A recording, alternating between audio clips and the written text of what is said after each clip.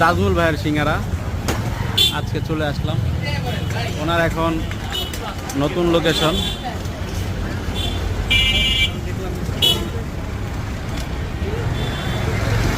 ভূতের আড্ডা বা এখানে সিটি লায়ন্স হসপিটালের ঠিক অপোজিটে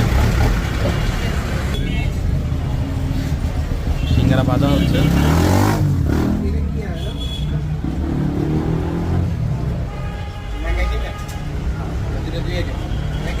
আগে ফুডে বা ফুডকার্টে ছিল, এখন তার একটি শপ হয়েছে।